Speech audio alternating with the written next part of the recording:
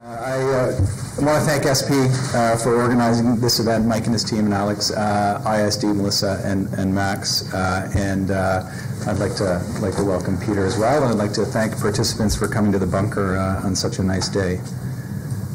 Desktops are. So Peter and I did some work a few years ago on subsidies. 2010, we wrote a report.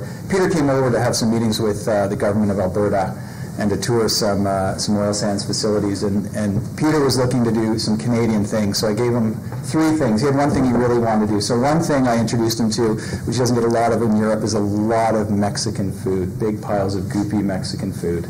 The second thing was a big box of Timbits, so he had to eat a whole box of Timbits. And then I said he had to get a maple dip donut on top of that. And then we bombed around in the biggest Escalade we could rent, because being from Europe, where the cars are this big, we had a big truck and toured around. So Peter, glad to have you back, and thank you for supporting this work and continuing to drive the GSI work forward. A carbon price is good, but a zero carbon price might be better. And I want you to keep that in mind, because we do have targets and aspirations for our greenhouse gas policies. We have targets and aspirations for development. They may be, for resource development, they may be formal or informal, and the two interact pretty obviously. And so when we think about the issue, we're trying to get back to zero, and then we're trying to get positive on a carbon price. And I'm going to come back to that in a second. I always like to start with a warning. Rick Mercer sort of thing. Warning: subsidies are highly addictive. They are harmful to you, your wallet, and your economic ideals. Users of subsidies can expect severe withdrawal after the fiscal cliff threatens their, nice uplift. So proceed with caution.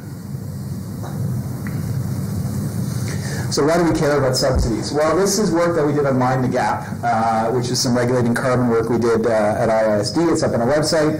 And we basically said, okay, what are the emission reductions from current policies? Where can we then go to close the gap? So the dark wedges are sort of existing programs: BC's cap and trade, or BC's carbon tax and Quebec's carbon levy, 4 megatons, 2% of national target.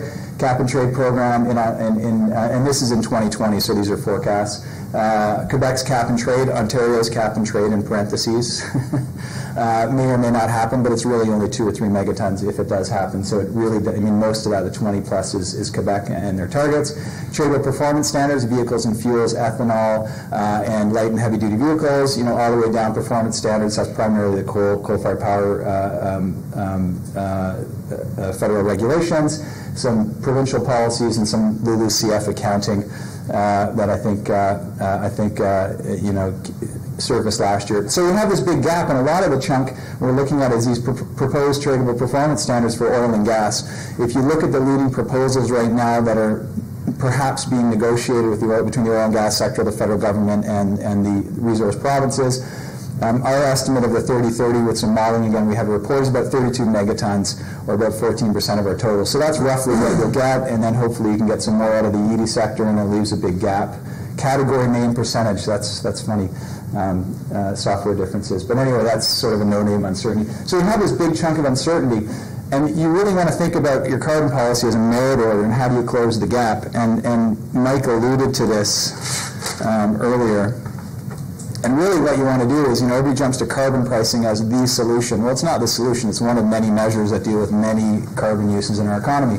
So first you want to remove regulatory barriers. So there may be reasons why you cannot compete in a sector because, there's regulated utilities and you're not a regulated utility, so you can't sell electricity, regardless of what the generating source is. So you want to go and knock those out of the system, and then you want to remove perverse incentives that are, basically distorting economic activity. You're getting more activity than the market would normally allow, and that leads to sort of all kinds of bad outcomes. Economists hate it, and it's counter to your policy. And if you have a policy you're trying to hit, like an emissions target, this is sort of the merit order. You want to knock these perverse incentives out because these are low cost, right? Sort of a low to high cost sort of merit order. Then you want to price carbon. It's valuable. It needs to be managed. Manage it like any other input. Complementary regulations in places where prices don't go or they're really hard to get at. And then we want to think about R&D policy on top of that. So when you think about, this merit order, you can think, okay, there's a room in there for removing subsidies. It's not just this, we need to reform subsidies. It's part of a sort of a larger comprehensive package. Okay, so state of play. So what I'm going to do is I'm going to do a little chat on the state of play, because a lot's gone on in fossil fuel subsidy reform in Canada, I think quite a lot. And it's probably worth noting what's happened. So the Commissioner of Environment and Sustainable Development, Scott Vaughan, who is now head of IISD, his group, and he put out a report last year. This is text directly from the report that was released last year. And it basically confirms, the government has a broad range of programs that provide support to the sector, and you can group this support into two main types. So there's direct spending through various programs, so you throw money at a program directly, that's cutting checks for things, and there's tax expenditures, which is not collecting taxes, right? So when you do remove fossil fuel subsidies, it's not necessarily that it's not that the subsidies you're cutting checks to emitters, you're just basically, not collecting tax from emitters, so they call it tax expenditure, a fax expenditure, excuse me there. It's very typical of me. People who know me, and there's a bunch of friends in the room, know that I'm very good at typos. Very good at typos. And so what's really interesting as well is that for some of these fax expenditures, they're really hard to get a handle on. So I had a long conversation with an auditor from the Auditor General's office in the tax department, and she said, how do we go at this and how do we get it? This is how I think we would do it. And her response was, we would have to crawl through all the tax returns of all the companies and do a bottom-up sort of assembly of what it really looks like. And they threw their hands up and said, we don't have the budget to do that. And then similarly, finance sort of throws their hands up and says, for some of these things, we can't credibly put numbers out there being who we are. So right away, you sort of, yes, we have them. Okay, we have sort of, evidence that it's there. And they're really hard to get a handle on. So those are, I think, a couple main points you need to pull away. So what's the state of play, basically, in fossil fuel subsidies? So really, that report capped 10 years of analytical work. So Pembina and the Commissioner's Office, through petitions, basically looked, first Pembina put a couple of studies out in the mid, around 2006. They did a bunch of work up on the Hill in committee to basically push for some reform. And then there were some environmental petitions that came in through the Commissioner's Office that then were responded to, and the department went back and forth. And they're online. They're a good read if you like to fall asleep. But they sort of lay some of the groundwork out. We did the study 2009, 2010. My co-author is in here, Seaton, Stebert. Seaton, how are you? And then, it created a bit of because they're big numbers, and they were the first numbers to be, sort of revealed. And it did create some direct responses, and like we were named by Jack Mintz, and there are the report's wrong. There are no subsidies, and that was fair enough. And this is where we're throwing this information out there. We're revealing this is what we think it is. There was a secondary paper that refuted the Mintz conclusion. They couldn't replicate it. It was pretty complex stuff, right? The stuff that Mintz was doing. So there's sort of this sort of back and forth. Is it there? Is it not? Is it big? Is it small? And that's been going on for a while. And I understand Sustainable Prosperity may be moving into the space and looking a bit at this. And I applaud that because the more information we have, the better decisions we can make. Now, the politicization of the issue really has taken off during the period, and you may think, really? But when I look at it, it has. So I remember seeing Wendy Mesley go at Jack Mintz very hard. You're a member of the board. You're of a board of a big oil company. You're putting this out. It was aggressive. So there's major politicization there. And then in election 2011, of course, we saw the number 1.4 billion exploded on Twitter and was part of the NDP. Regularly cited by the NDP as a platform, and it continues to be cited in the House. So this is politicization at the highest level. And one of the things I've noticed is that although the Conservative Party has removed through the Finance Department a whole series of subsidies, they're not talking about their removal. And so they're so behind on this issue, for whatever reason, carbon policy, they still haven't brought their good foot forward, which strikes me as a lost opportunity. And it's just a quick observation. So you say, really? Well, what have they done? So again, state of play. What's really interesting about this issue, and a lot of the work through the Green Budget Coalition that Andrew Van Huysen is driving, and I've been working with Andrew for a number of years on this. I mean, they've been pivotal in pushing this issue forward with finance, and I'll visit that in the end and talk a bit about it. But what's really interesting is that interests are aligned. So we get interests aligned. You think about, the finance departments hate special programs in the tax code. They want the tax code to be this big instead of the current. How big is it, Andrew? Andrew carries it around sometimes. Thousands of pages. So they want to knock out all special treatment to everybody all the time. So their interests aligned here. The officials, they want enhanced. These are their words, objectives in their key accountability documents. So policy papers online, budget statements, enhance the neutrality of the tax system.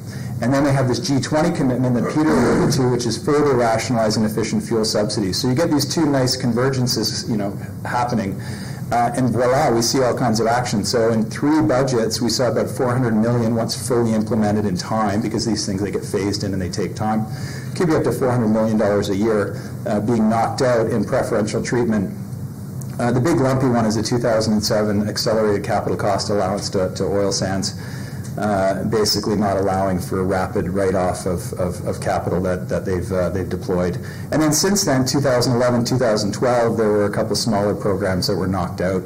There was a famous deputy minister memo that got leaked that basically said, yeah, here are all the subsidies, and here's our response to the G20 mandate of reforming fossil fuel subsidies.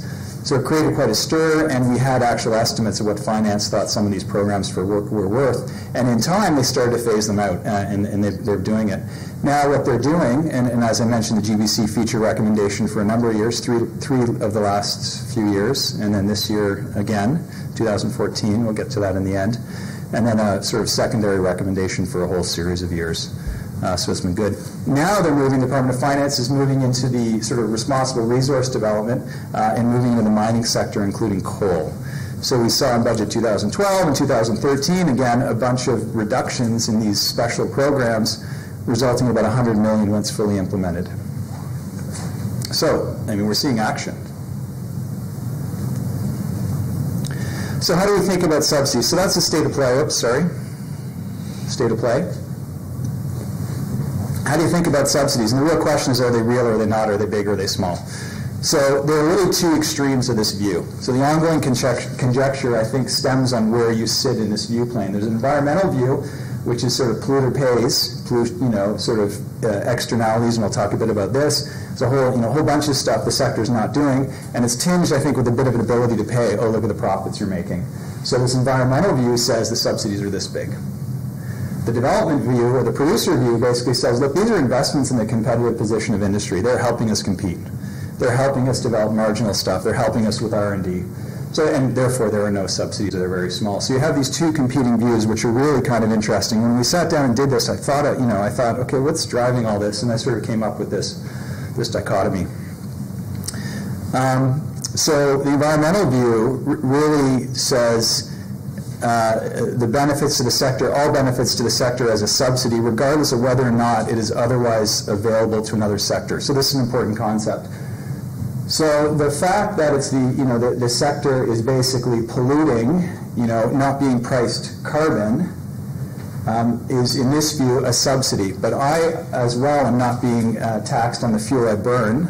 There's no carbon price in the fuel I burn, so I, by definition, am being subsidized. So this view sort of says, well, let's just ignore that and let's just look at the sector and treat it as, well, you're not doing this, this, and this, and here are the ranges of subsidies. And again, I'll come back to that in a second. But royalty payments are below the value of the oil in the ground. You hear this a lot.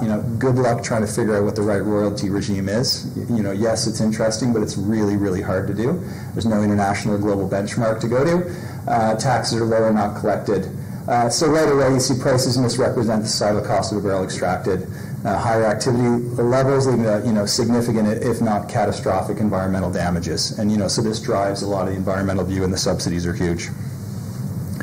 The development view, fairly simple. Really, these are just incentives and programs to make the sector more competitive relative to other jurisdictions, thereby attracting investment.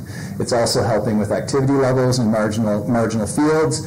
A lot of the programs in Alberta are for horizontal drilling and really weird sort of drilling in areas that aren't so economic, and the drilling incentives really help to sort of increase activity levels in marginal areas. And so there's this sort of, keeping, the competitiveness of the sector relative to, again, competitors in the U.S. and, attracting investment relative to the U.S. And then also keeping activity levels high. So we basically sat down, and GSI sort of drove this forward, and Peter helped drive this forward, this a more balanced view, I hope, where we say, look, we're only going to call it a subsidy in this world that we're, this analytical world we're in, unless it's otherwise not available. So carbon pricing, because the sector doesn't have carbon, well, they have $15 a ton. In fact, I'm subsidized and they're not, because I don't have $15 a ton in my end use, but the extraction sector has a $15 a ton in the Alberta specified gas emitter system. They have a charge. But basically it says, identifies benefits that are otherwise not available. So that basically means if it's targeted at the sector, it's written into the tax code as, oil and gas in the sector. In fact, Andrew and I, we had an official come to us and say, well, I think you got this wrong. And we went to the tax code and searched oil and gas, and there it was. So there's a program, a tax expenditure. So that's sort of how we're treating it.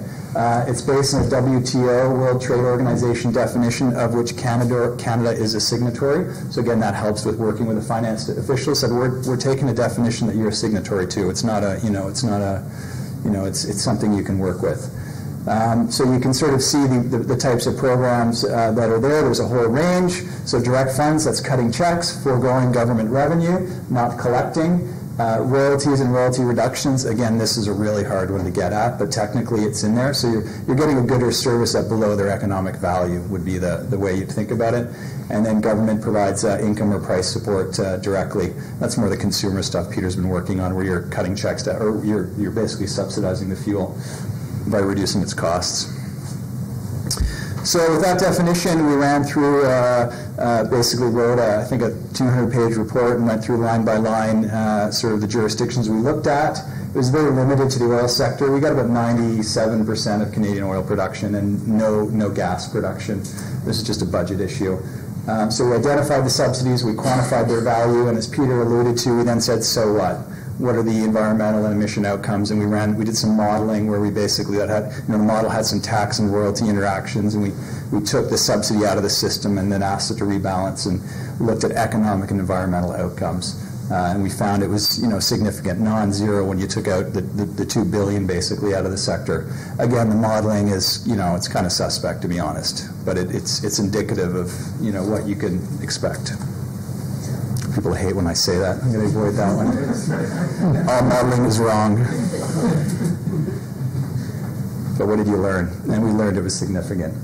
Okay, so overview of the findings. So where are we? So really, and I think I've sort of hit these points, but the remaining, the remaining programs for the sector really are looking to reduce the cost of exploration, drilling, and development. So you're not really subsidizing the operations of an upgrader, for example, or hopefully the development of a new, SAGD facility. It's really about search costs, and it's really about deferring search costs. And then a lot of the royalty reductions happen at the provincial level to reduce, again, the cost of that horizontal drilling or some different, you're in a marginal area. And you're basically, if you produce here, you will reduce your royalty obligation in time. So we basically walked through, this is, the information's a bit dated, it's sort of 2009, 2010, but at the time, it was about $1.6 billion of subsidy in Alberta on a forecast revenue of about $6 billion, so not inconsequential. But again, governments make trade-offs about activity and expenditure, and that's the trade-off they made. Saskatchewan, similarly, Newfoundland, much smaller. So I think that's it. So roughly, I'll just move on. Okay, so GBC recommendations, so last slide. So where do we go from here? So, we've had an ongoing debate. We've had, I think, some success with finance. We've still got a lot of people amped up on the issue, so where do we go and how do we push it forward? And I think we've settled on two areas. So one of the large federal, and this is just the federal focus, we're not really dealing at the provincial level, because we're in Ottawa. But the Canadian exploration expense basically says, look, if you do some drilling and you're looking for some oil, your expenses are 100% deductible that year. So whatever you spend on drilling and exploration, you can write it off. And so normally how a subsidy works is you have a benchmark. So the benchmark generally is the book value of equipment. So I have equipment, it has a value, a stream of value in time that sort of gets depreciated, and it's the book value that you carry on your books for accounting purposes. When the tax code deviates from that book value, that's where your uplift happens. So if your equipment lasts 30 years, you got a declining balance of 4 to 8% a year, and you get 100% write-off, you're getting sort of the time value of money. And the difference between those streams is the uplift. So basically, this 100% deduction really deviates from the book value. And so what we're saying is that the drilling that's going on, not all of it is exploration. In fact, a lot of it is pre-development, which kicks into another program called the CD, the Canadian Development Expense, and that has a 30% reduction. So it's a big difference between 130 declining balance. So you got about 8 or 10 years of deductions that happen instead of 1 year. So we're basically saying, look, if it's a dry well, that's fine. Figure out what your expenses are for those, but you're overcompensating for a whole series of reductions. And again, our rough estimate's about $240 million a year if that happened. The mining exploration tax credit's pretty technical. But basically, you have really small players who don't really have much profit and can't write off all their expenses. So what they do is they basically, if you're an investor and you have a thing called a flow-through share, if you invest in that mining operation or that drilling operation, you as the investor get some of those expenses as a tax credit. So you just flow it through. And then this METC is a little sort of super hit that you get a little more on top of that. And it basically helps you. Very popular politically. And we just throw this in as a, hey, we think it's important. And the $100 million comes right out of the budget, 2013. So that's finance's estimate of it. So that's it for my chat. Thank you, and happy to have a conversation.